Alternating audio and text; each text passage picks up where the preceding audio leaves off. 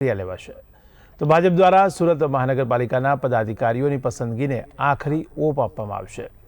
તો શબ્દશરણ બ્રહ્મભટ્ટ, જાનવીબેન વ્યાસ અને જુગલ રાવલનો નિરીક્ષક તરીકે સમાવેશ થયો છે। ત્યારે ત્રણેય નિરીક્ષકો આજે સુરત ભાજપના મુખ્ય કાર્યાલય ખાતે સેન્સ લેશે। ધારાસભ્યો અને સાંસદો સાથે વ્યક્તિગત ચર્ચાઓ થશે। તો પ્રદેશ કક્ષાએથી નક્કી કરેલા માપદંડોને ધ્યાનમાં રાખવામાં આવશે। તો સ્ટેન્ડિંગ કમિટીના ચેરમેન, શાસક પક્ષના નેતા અને દંડક જેવા મહત્વના પદો માટે પણ ચર્ચા કરવામાં આવશે। ત્યારે સુરતમાં આજે સેન્સ પ્રક્રિયા લેવામાં આવશે। ત્યારે મહાનગરપાલિકાના પદાધિકારીઓની પસંદગીને આખરી ઓપ આપવામાં આવશે। તો મહાનગરપાલિકાના મેયર, ડેપ્યુટી મેયર માટે આજે સેન્સ પ્રક્રિયા લેવાશે। ત્યારે ભાજપ દ્વારા સુરત મહાનગરપાલિકાના પદાધિકારીઓની પસંદગીને આખરી ઓપ આપવામાં આવશે, જેમાં શબ્દશરણ બ્રહ્મભટ્ટ, જાનવીબેન વ્યાસ અને જુગલ રાવલનો નિરીક્ષક તરીકે સમાવેશ કરાયો છે। આ ત્રણેય નિરીક્ષકો આજે સુરત ભાજપના મુખ્ય કાર્યાલય ખાતે સેન્સ લેશે। અમારા સંવાદદાતા રશ્મિ રાણા જોડાયા છે। જી રશ્મિ, આજે સુરત મહાનગરપાલિકામાં સેન્સ પ્રક્રિયા યોજાઈ રહી છે, તેને લઈને આપ શું કહેશો? જે પ્રકારે સુરત મહાનગરપાલિકાની ચૂંટણીમાં ભાજપે મેળવેલા ઐતિહાસિક વિજય બાદ હવે શહેરના સર્વોચ્ચ પદ એવા જે કે મેયર છે, ડેપ્યુટી મેયર છે અને અન્ય મહત્વની સમિતિઓના પદાધિકારીઓની પસંદગીને લઈને ચર્ચાઓએ જોર પકડ્યું છે। પ્રદેશ ભાજપ હાઈકમાન્ડ દ્વારા સુરત મનપાના આગામી ચૂંટણીઓ નક્કી કરવા માટે નિરીક્ષકોની નિમણૂક કરવામાં આવી છે, જે અંતર્ગત આજે 2 મેના રોજ પ્રદેશ ભાજપના 3 દિગ્ગજ નિરીક્ષકો સુરતની મુલાકાતે આવવાના છે।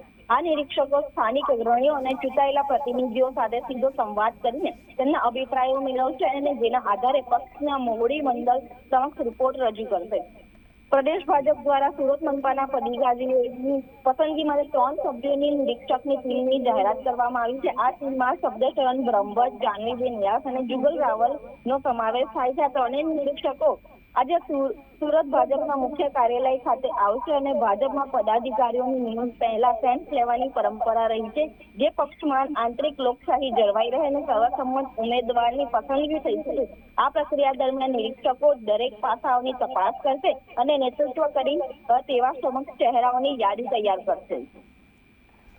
જી, તો આજે સેન્સ પ્રક્રિયા યોજાવાની છે, ત્યારે ચૂંટાયેલા સભ્યોમાં કેવો માહોલ જોવા મળી રહ્યો છે?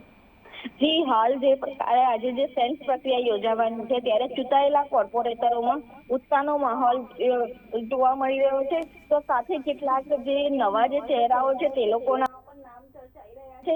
મહત્વની વાત એ છે કે આજે જે સેન્સ પ્રક્રિયા થશે ત્યારબાદ નક્કી થશે કે કયા ચહેરાઓ છે જે હવે મેયર પદ માટે આવશે।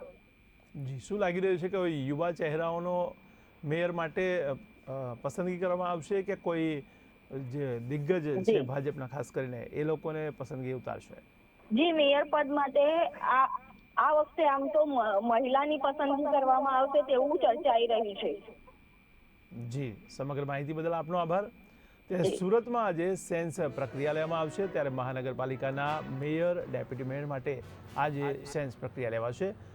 ત્યારે સુરત મહાનગરપાલિકાના પદાધિકારીઓની પસંદગીને આખરી ઓપ આપવામાં આવશે। તો શબ્દશરણ બ્રહ્મભટ્ટ, જાનવીબેન વ્યાસ અને જુગલ રાવલ નિરીક્ષક તરીકે છે। ત્યારે ત્રણેય નિરીક્ષકો આજે ભાજપના મુખ્ય કાર્યાલય ખાતે સેન્સ પ્રક્રિયામાં ભાગ લેશે। તો ધારાસભ્યો અને સાંસદો સાથે વ્યક્તિગત ચર્ચાઓ પણ કરવામાં આવશે।